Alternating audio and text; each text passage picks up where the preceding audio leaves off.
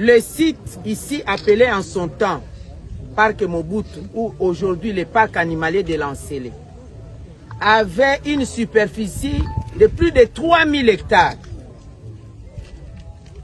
Chaque régime qui vient essaie de se prendre une partie, le désaffecter pour XY raison. Alors que ce site est protégé par une ordonnance présidentielle. Dernièrement, ici, on était resté avec environ 2500 et jusqu'à 1500 hectares. À l'heure où je vous parle, en date du 5 décembre 2024, nous n'avons plus qu'une cinquantaine d'hectares. Plus de 90% de ces sites est spoliés. Malheureusement spoliés par des autorités d'abord coutumières qui estiment que c'est eux qui avaient donné au président Mobutu les sites pour la conservation de la nature. Étant donné que le président Mobutu n'est plus, ils s'approprient maintenant leurs terres en oubliant que les chefs coutumiers ne sont que des gardiens des terres. Mais le sol et le sous-sol appartiennent à la République démocratique du Congo, qui en est la propriété. Le gouvernement congolais reconnaît l'existence du pouvoir coutumier, mais en tant que gardien des terres, car la propriété, c'est l'État congolais. Deuxièmement, les spoliateurs, les bénéficiaires de cette spoliation, ce sont des autorités militaires, politiques et administratives. Si vous faites l'inventaire ici partout, vous allez voir les titres, les galons qu'on va vous donner. Et ce sont là les mêmes personnes qui sont appelées plutôt à protéger la terre congolaise. En oubliant que la RDC aujourd'hui, pays solution face au réchauffement de la planète, ce sont ces espaces qui fera de nous, qui va confirmer cette position-là. Et ce sont des espaces qui vont nous sauver. Kinshasa aujourd'hui est peuplé de plus de 12 millions à 15 millions d'habitants. Et toute cette pollution-là atmosphérique, c'est grâce à ces espaces verts qui absorbent les pollutions, qui nettoient l'air, qui purifient l'air, qui nous permet de la survie. Et je voudrais informer à tous ces spoliateurs que c'est sur instruction du chef de l'État que nous sommes ici. Et il y a des ministères sectoriels concernés, dont le ministère des Affaires foncières, le ministère de l'Urbanisme et Habitat et le ministre délégué à la ville. Le ministère du Tourisme, le chef de l'État nous a instruit de récupérer tous ces espaces, et le ministère de la Justice sera mis en contribution, le ministère de la Défense et de l'Intérieur, parce que toutes ces autres... Bonjour et bonsoir, ça dépend les heures que vous nous suivez. Bienvenue dans ma fidèle abonnés surtout.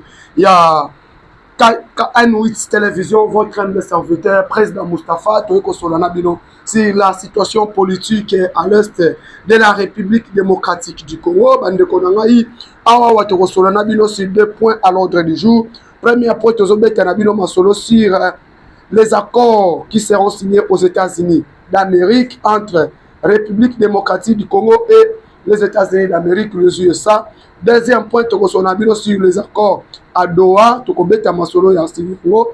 Et puis, nous allons parler sur la visite, il y a 24 heures, il y a Félix Tshisekedi Tshilombo, le président de la République, d'abord là où il séjourne, après d'abord à Okende, dans les États-Unis d'Amérique. Nous allons parler sur remaniement et gouvernement souminois.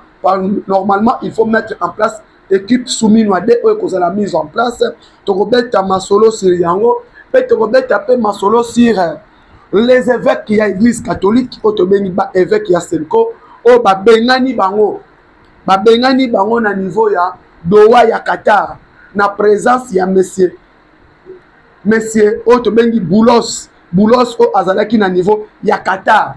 Tokobeta Masolo awawa bandeko na ngai ba congolais, abonnez-vous, partagez, likez l'émission, c'est K1 Télévision. Abonnez-vous, partagez likez nos émissions et que ça la biso malamu mingi. Plus 243 89 86 52 097. Plus 243 89 86 52 097. Obengi okozwangai mwana mboka président Moustapha Mafuta. Bande koba congolais. Awawa TV ezalaka ngonga. Ernae Bisakabino était dans la politique. Il faut avoir les nerfs solides. Parce que politique niveau ezo kendele. Niveau politique ya mboka ya Congo ezo kendele. Bande konanga ba congolais. Ça fait quelque temps. Oyo Rwanda azwaki temps ya ko dominer politique ya République démocratique du Congo. Oyo Kagame azwaki temps ya ko s'installer na kati ya politique ya République démocratique du Congo. Pourquoi? Na volet diplomatique, Kagame azalaki homme fort. Il contrôlait tout na kati ya République démocratique du Congo. Pourquoi Kagame contrôlait tout? Parce que bato ebele bazoye bate. Le président Félix Tshisekedi tant abandi mandat na ye ya liboso, RAYSika. Le président voulait la paix. Il voulait tout prix à travailler ensemble. Na FCC, Front commun pour le Congo. FCC oezalaki plan market ya Joseph Kabila. Président azalaki trop alingaki mingi. Coalition wana FCC cash ekufate. Président alingaki mingi a travaillé ensemble. Va évoluer ensemble na FCC ya Joseph Kabila. Par rapport à quoi? Pour montrer la beauté de la démocratie.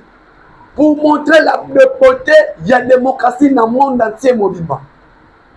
Malheureusement, l'ancien régime, oh il y a Joseph Kabila, bangonde balingaki kimiate.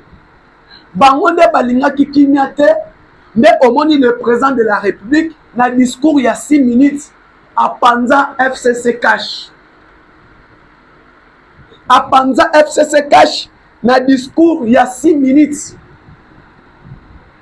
Et lelo oyo, mokili mobimba, et pesa mokonzi mboka raison.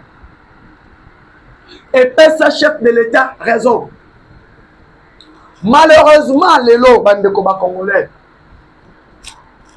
Les mêmes choses, le président Félix Tshisekedi a Mona Kagame combien de fois? Président Félix a Mona Kagame combien de fois? Pona koyebisa ye. Concernant développement, il y a RDC na ya Rwanda to sala yango ensemble. Pour dire à Kagame que le peuple rwandais na peuple congolais. Biso tokoleka ka me peuple wana bakotikalaka ensemble. Bakovivaka toujours ensemble. Alors, les deux peuples vont vivre ensemble. Ngai na moni. To développer les deux pays ensemble. La République démocratique du Congo et le Rwanda. Na place to continuer na Bokabwani. Mettons les ponts à la place nous mettons Tchabami. Or, Paul Kagame, le président rwandais, lui ne voulait pas la paix. Paul Kagame alingaki a continué à kozwa minerai ya Congo, ndenge abandaki kozwa yango na epoka Kabila.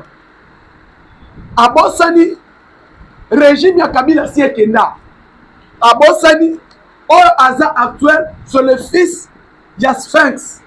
Mwana ya Etienne Tshisekedi wa Mulumba. Bandeko, moment tozali le M23 ya Paul Kagame, ne ya Joseph Kabila, parce que bangonde bakolo M23. Bangonde bakolo COP. Parce que M23 toyebaki ke c'est le Rwanda. Mais le Rwanda azaye mon côté na kati ya M23. Tanyo sotu to bana komona ADF nalu Tomo na M23, Tozomo na ma scène de paix. Or, c'était le plan fabriqué par Joseph Kabila na Paul Kagame. Pour déstabiliser la République démocratique du Congo, pour continuer à déstabiliser sous-région ya Grand Lac. Pour continuer à copier, à déstabiliser Est ya République, pour continuer à construire minerai ya Congo clandestinement. Sur le plan clandestine, ba créer COP na bango, ba créer eloko na bango, bango mibale Joseph Kabila na Paul Kagame. Sikoyo lelo bandeko nini ekomi ndeka na yebisaka bino mwamba ekotizelo nde na yebisa bino ntango monaka ete ozoclotire lupangu na yo voisin na yo azokosepela te ndenge ozoclotire lupangu yebake mutu ayibaka bilamba mutu ayibaka yo c'est ses voisins. Maintenant l'heure est grave. Félix Tshisekedi maintenant veut protéger les minéraux de la République démocratique du Congo. Félix Tshisekedi vient maintenant stabiliser la situation à l'Est.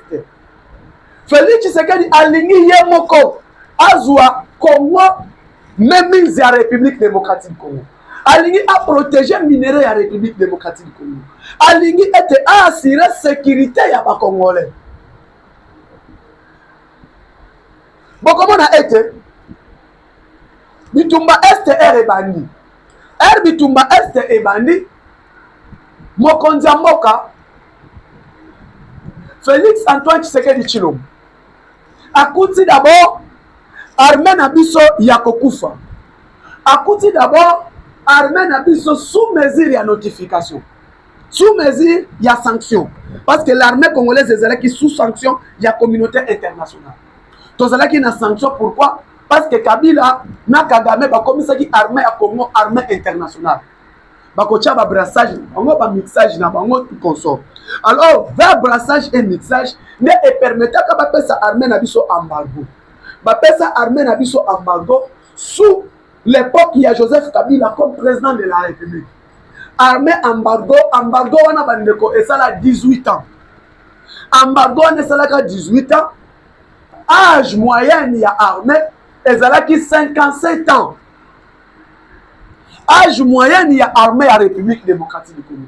À l'époque de Joseph Kabila, l'armée avait un âge moyen presque 45 ans ou 50 ans. Alors effectif il y a armée à Congo moins de 100 000 hommes. Moins de 100 000 hommes. C'est l'effectif il y a armée au Kabila à Tikela Kibiso. Le président Tshisekedi arrive au pouvoir. Il arrive au pouvoir. Na messa ya Félix Tshisekedi a coûté un dossier Kabila Tikela dossier ya ba M23. Dossier ya ba M23 na table ya Mokonzi Mboka. Il faut parler un peu koyeba nini faut que ça là sur ce dossier ya ba M23. Dossier wana na messa. Parce que les M23 là revendiquaient déjà leurs intérêts. Pendant que les M23 revendiquaient leurs intérêts, le président Abandi Sika, Akoti Sika, n'a parlé de la nationalité de l'Union africaine. Amdana maîtrise de ce dossier à M23.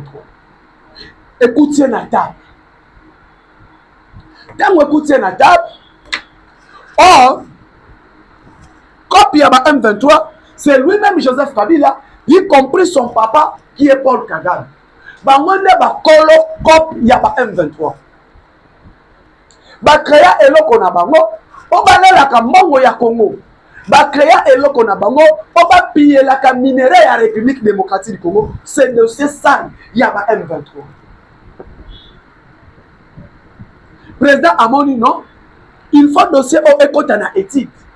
Ekota na cabinet na ngai. Balandela nini ndenge nini faut tout ça. Quand il y a pression, il faut négocier na bango. Quand il y a pression, il faut oyamba bango. Quand il y a pression, il faut solola na bango. Le président dit pas question. Aki akuti Kagame, ayebisi Kagame, asololi na Kagame. Kagame ayokiti. Le président Félix Tshisekedi, amona Kagame ayebisa ye, lokola dossier est comme bon. je veux que na place to continuer bitumbanga na yo ngai nazwa minere ya Congo to yakango to yakana yango to exploiter on a Rwanda et to exploiter on a Rwanda et ko créer chaîne de valeur na kati ya Kigali et ngai moko na teka ka minere na ngana tikela ka pourcentage to travailler na carnet d'adresse na yo. Kagame n'a pas voulu. Kagame n'a pas voulu, mes frères congolais. Kagame lui voulait que Azwaka minéré ndenge Azwaka yango. A exploiter lac Kivu na biso Azwaka pétrole. Il y a lac Kivu. Raison pour laquelle bande konanga bokomona programme il y a ba bloc pétrolier ezala qui bloqué. Na loi na OIP, Organisation internationale des produits pétroliers. Les dossiers à OIP étaient bloqués. Pourquoi? Parce que Paul Kagame voulait toujours azala na même mise na situation ya République démocratique. Aujourd'hui, mes frères congolais, l'heure a sonné, makambo est bouleversé. Na lingi na ebisabino nini awo. Comment on a été le président Félix Tshisekedi Tshilombo, chef de l'État, et à moni situation au niveau ezokendele ezamala mumindité. Le président a lancé le recrutement au sein de l'armée. Là, le Rwanda, ça déjà par incursion déjà. Bah côté déjà dans ma localité Ebele. Bah ce côté déjà pendant que en 2021-2022, le président maintenant veut aboulir nanu on a embargo elongwa. Le président aboulir nanu on a mesure de notification elongwa. La communauté internationale, les Nations Unies, le Conseil de sécurité, la Russie, la Chine, la Turquie, Indonésie, tous ces États-là, Inde, ils ont plaidé que pour que l'embargo est long au Congo. Embargo est long. Bati qui sont en mesure de notification. Président Assali effort mesure de notification est long. Mais effort il y a Mokonzamboka, son excellence Félix Antoine Tshisekedi Tshilombo. Assali ba effort jusqu'à tel point que mesure de notification est long, embargo est long. Après Tobani recrutement à armée. On a recruté. Là, le président maintenant voulait assurer est-ce que cette armée est prête? Yakomunda. Ma base logistique nyonso ya mboka Kabila atika yango bongo. Matériel ya komundela ezati. Le président s'est engagé de signer les accords avec la Chine, de signer les accords avec la Turquie, de signer les accords avec l'Indonésie pour que tout son matériel militaire Yamakasi poto mundana. Il a occupé l'armée. Tosombi Minduki.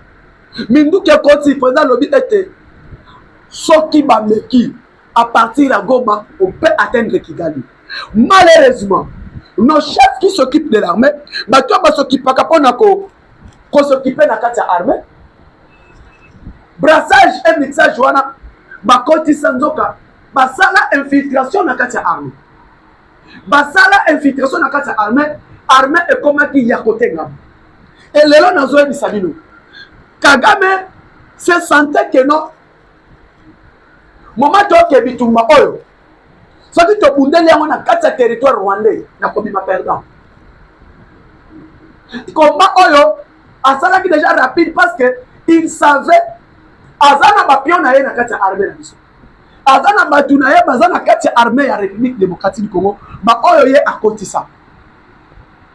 Bato na ye o bakota déjà kala na époque déjà ya 1+4 ba o bakota ki n'importe ya CNDP ba o bakota ki n'importe ya brassage mixage ayeba ki déjà que nazana ba o yanga na kati ya République démocratique du Congo. Bakosala eloko moko te parce que batu nanga ba na kati ba pion nanga baza na kati.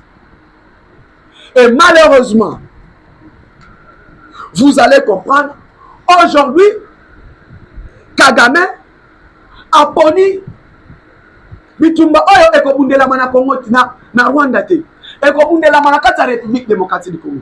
Qu'est-ce qu'il faut faire? Il faut Bunagana, Ruchuru, Masisi, les Bomoni et Goma, Bukavu, c'était fixé par les Rwandais. Et Bakoti, Nyon Sohomo Konza Salaki, qu'on s'investit dans l'armée, pas moyen à Tchaki. C'est déjà trop tard parce que l'armée est infiltrée. Le moment dans Zoé Sabino. Kagame a compris que Bitumba, oh, ceux qui te bundeli en Rwanda. Mboka na nga un espace de mboka eza muki. Batuba kosila. Il faut délocaliser les lieux de guerre. Délocaliser la guerre est comme na kati ya RDC. Bitumba e bundamela na kati ya RDC. Nde bomoni situation otozo vivre. Goma tombe, Bukavu tombe. Le président Félix Tshisekedi a sali siko keni. Soki Bitumba on a checké kaba effort nanga sur le plan militaire. Nous allons perdre cette guerre. Alors mieux vaut perdre la bataille que perdre la guerre. Nous acceptons de perdre la bataille et non la guerre. Pendant que la guerre se fait dans votre territoire, qu'est-ce qu'il faut faire? Il faut délocaliser les lieux de guerre. Le président a délocalisé la guerre à l'Est. Kagame a ramené la guerre à l'Est sur le plan militaire, mais le président Tshisekedi délocalise cette guerre sur le plan international et comme on a volé diplomatique. Il amène maintenant la guerre dans les Nations Unies. Le président amène la guerre dans le Conseil de sécurité. Le président amène la guerre à Doha. Le président amène la guerre aux États-Unis. C'est là où maintenant la guerre se bat. Bitumba et Sikokuna. Que chacun d'entre nous a sa capacité à Bitumba. Na français naïe. Sur le plan effort diplomatique naïe. Sur le plan compétence, sur le plan diplomatique. Chaque État est la force naïe. Entre le Rwanda et la République démocratique du Congo. Et chacun a s'occupé d'un partenaire fiable au Azana. Voilà, bande kolanga iba congolais. Dès que le président Félix Tshisekedi délocalise cette guerre, à combien de guerre dans les Nations Unies, bon, ça a pris du temps. Dans le Conseil de sécurité, pour que le Congo est agressé par le Rwanda. Et soit qui n'a pas accepté, pas affirmé que la République démocratique du Congo est agressée par le Rwanda. Et soit qui n'a pas de copain, ça va sanction et pas de militaire. Mais aujourd'hui, je suis très content parce que le Rwanda, Conseil de sécurité, a mis une résolution 2273, en français, 73, sur belge, résolution 2273, il y a Conseil de sécurité. Ces résolutions permettent et reconnaître que la République démocratique du Congo est agressée par les Rwandais. Résolution est reconnaître que la République démocratique du Congo est agressée par les Rwandais. Dans cette résolution, Baebisi Kagame a retiré ma troupe naïe. Baebisi Kagame a retiré ma troupe naïe. Mais Kagame s'entête. Nene Akimaka le 15 décembre 2024. Nangola, pour finaliser, feuille de route à Nairobi. Akimi, résolution 73 et Kangiye. Aboyi pour appliquer yango. Résolution 2273 et Kangiye. Aboyi pour appliquer, pour respecter. Conseil de sécurité État, Amérique Mtoliboso, il prend les devants. Il y a qu'on passe sa sanction contre officier Yarwan. Laurence Kanyuka, James Kabarebe, Dato M23, bazui ma sanction. Sanction, il y a États-Unis d'Amérique. Kagame, Abani. Et Mokine, comme l'Oba. La diplomatie, Monique et Makambe, comme ils ont changé. Makambe, comme ils ont changé, qu'est-ce qui se passe? Sanction, et ça, lié l'autre côté. Amérique, à Rwanda, appui budgétaire. Il y a 200 millions de dollars à Kati.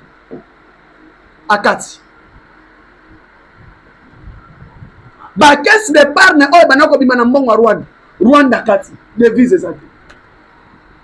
Comme est tombé pour les bango bazaki trop si. Parce que bah, ceux qui bango mongo za na gomme. Boko zo ba mongo o eza na kati ya gomme. Ndenge ba pesaki confiance, ndenge Kagame ayebisaki bango. Vous allez piller les banques, vous allez prendre de l'argent à Goma, à Bukavu, tout consort là, ça n'a pas tenu. Le président Félix Tshisekedi, vu son gouvernement, le ministre des Finances n'a pas de deux fois. A union surtout la résolution. Le président a instruit le premier ministre, Matissi et Molima, solde militaire, double solde militaire. Au moment où nous vous parlons, Kagame qui se prétendait fort, Thiago Bunda guerre, Kagame qui se prétendait homme fort, il y a qu'on déstabiliser reste la République démocratique du Congo, moment Tozali a Kenaki ko yem Tagenako Luka, Mir Yakata. Kagame s'est déplacé na Doha pour aller chercher les Mir Yakata. Mir Yakata, le Qatar a investi ça et belé plus de 50 milliards. A investi ça dans Rwanda. Il y a avion Qatar Airways, Rwanda Airlines, c'est le Qatar qui l'a donné. Qu'on investit, qu'on développe. Rwanda, Kotonga, Kigali, tout. C'est les accords que Kagame a signés avec le Qatar. Il y a Kopiyaka, minerai à la République démocratique du Congo, Kopesaka Moba Qatarien. Alors aujourd'hui, le président Félix Tshisekedi a eu comme Moutana na Donald Trump. Donald Trump a signé un partenariat privilégié, prospérité pour la paix stratégique. Premier mandat a signé et Simbaté Trump est parti. Au moment où nous vous parlons, les États-Unis, les États-Unis, Azana baisse. Azana baisse sur le plan économique. Azana baisse Makas. Chine a mati Makas, Amérique a baisse. Qu'est-ce qu'il faut faire? Nani a la économie à Chine est à stade.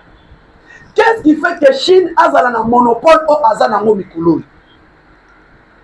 Bayebisie. Effort nyon sozo monde. Chine a zozo na kati ya République démocratique.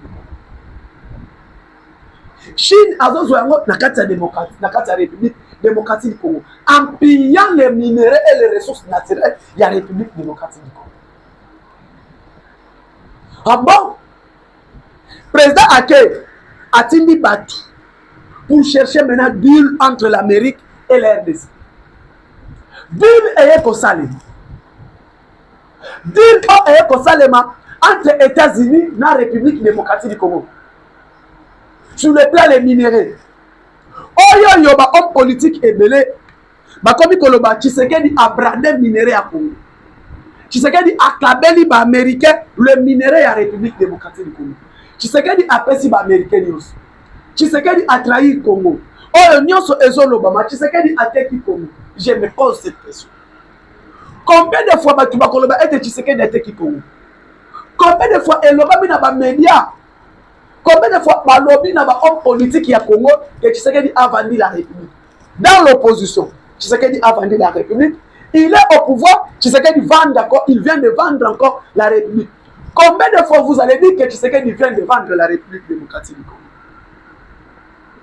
Malheureusement, les lots, Badir Nyon surtout et l'Obami, et ça y est de l'autre côté. L'accord sera signé entre le président Félix Tshisekedi et Donald Trump, entre les gouvernements congolais et les gouvernements américains, accord il y a 15 ans. Partenariat stratégique, partenariat sur le minerai, partenariat sur la paix, il y a 15 ans. Il y a si Mokolo, Fatiakolo. Si Mokolo dit une jour, accord de cause à la signé. Et comment les opposants soi-disant, il y a la République démocratique du Congo. Baba Nikoloba, Naba Media, Tshisekedi a teki Moka, Tshisekedi a trahi, Tshisekedi a saliboy, Tshisekedi a teki Congo. Or, Bayebite, ces opposants ne savent absolument rien sur le deal. Sur le deal entre le Congo et les États-Unis. Donc, comment on a été accord au Kabila a signé Naba Chinois, or le Bengami a 5 chantiers, l'accord que Kabila a signé en 2006-2005, à l'époque qu'ils ont un premier ministre. C'est l'accord qui a vendu le Congo, qui avait vendu le minerai du Congo aux Chine. Or, est capable minerai, est capable Congo, pas ma chinois. C'est cet accord-là qui a déstabilisé la GKV. C'est cet accord-là qui a détruit la GECAMI, c'est cet accord-là qui a détruit le CNCC. Parce que bango nde mutu babomi CNCC, accord ya Kabila na Chine. Intérêt à Congo na accord wana tikala kozala te. Les intérêts de la République démocratique du Congo na accord ya Kabila na Chine etikala kozala te sur le corps Sikomi. Il fallait attendre que Tshisekedi aille. Il fallait attendre que Congo Tshisekedi aille. Et quand yaya Tshisekedi na premier mandat na suka na yango.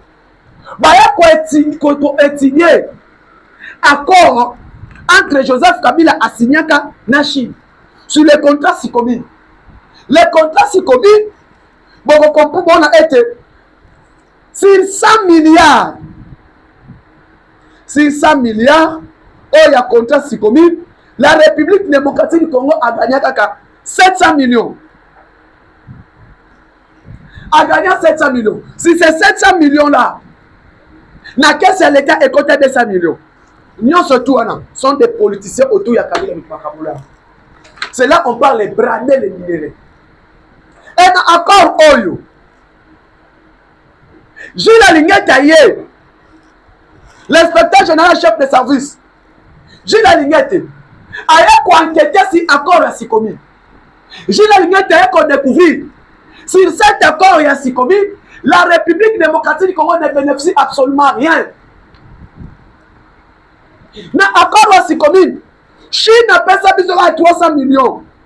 Et Chine, sur le plan des routes, dans l'accord à Sikomi entre Chine et Congo sur les minéraux, la Chine a besoin de cobalt, a besoin de mining, a besoin d'éther, castérique, tout. Or, dans l'infrastructure, Chine a constitué à ça et l'eau comme quoi.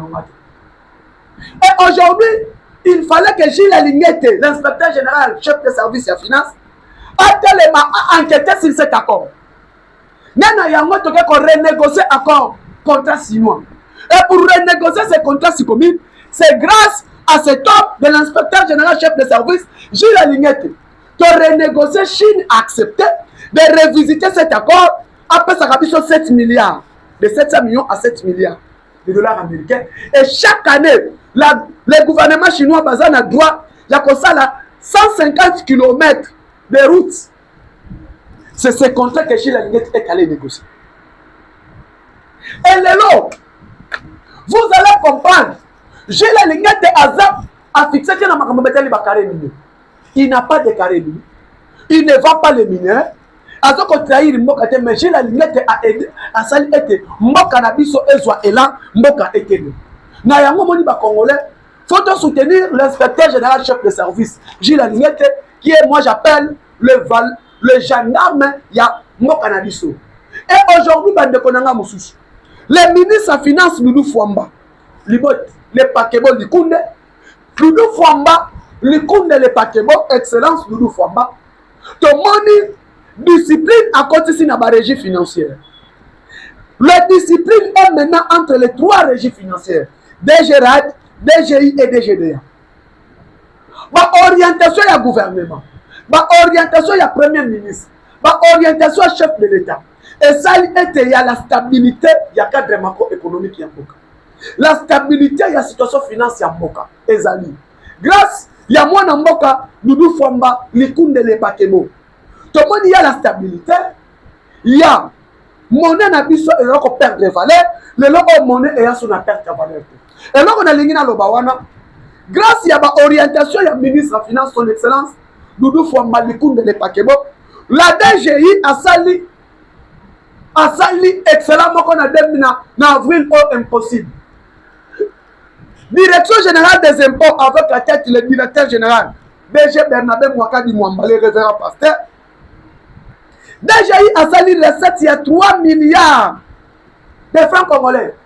3 milliards de francs congolais, parce qu'il y a une équivalence égale à 100 millions de dollars dans le mois d'avril. Recette fiscale, au DGI a sali. Avec les orientations du ministre des Finances. Donc, on dit que le résultat au DGI a sali. Sous la coordination, il y a son excellence, mais c'est le ministre des Finances, Loulou Fwamba. Likunde le Pakebo. DGI a sali excellence. recette na mois d'avril, 4 mois d'avril, il y a mon code DGI. À battre le record, il y a 100 millions de dollars américains. Les recettes fiscales. Mais comment on a?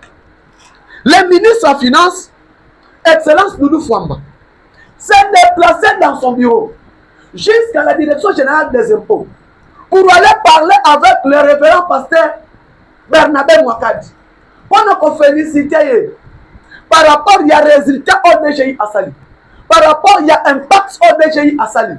Mais au moins, encourager le révérend pasteur Bernabé Mwakadi qui est le DGI à DGI, n'a pas performance all et continuer à 3 milliards. Même à 9 milliards de francs congolais dans le mois de mai. Tout est possible. Ce qui va canaliser ma recette. Mais au moins à tout temps, Excellence, mais c'est le ministre de l'argentier de la République, Doudou Fouamba, à d'autres éléments, on a nettoyage, on a contrôle et la rigoureux, dans la régie financière, nous sommes mis à tout. Mais au moins, était encourager notre révérend pasteur Bernabé Mwakadi et encourager les orientations données par le ministre en finance, Excellence Doudou Fouamba. Oyo musale ya ministère en finance ezalaka kokongola mosolo. Kokongola mosolo pe kotia ngo na kesi ya l'État. Et si kobimisa ngo quand il y a demande. Et aujourd'hui, le travail bien fait de son excellence Doudou Fouamba Lipote Likunde ensemble avec le révérend pasteur, directeur général de la DGI, Bernabé Mwakadi Mwamba, tout le monde était musala, on a photo encouragé yango. Vraiment félicitations na DG Bernabé Mwakadi, félicitations na ministre Nabiso, il y a finance Doudou Fouamba et félicitations na madame la première ministre, chef du gouvernement. Oyoyo azo pesa ba orientation et ces orientations on a ezo salema pe ezo botamboumana yango to encourager pour soutenir ba membre Nabiso au gouvernement, vraiment gouvernement souminois. Tout le monde était, il y a des gens qui sont bien travaillés, il y a des gens qui ont fait un bon travail que nous allons encourager et nous allons continuer d'encourager par rapport à leur travail, par rapport à leur performance. Ils continuent de s'abonner sur notre chaîne KN8 Info Télévision. Abonnez-vous massivement na KN8 Info Télévision et pour ça la biso malamu mingi na pesi ba nyonso tu obalingaka mwana mboka président Moustapha Bote Biseka Bozwami. Merci beaucoup, ciao to modeli mokolo.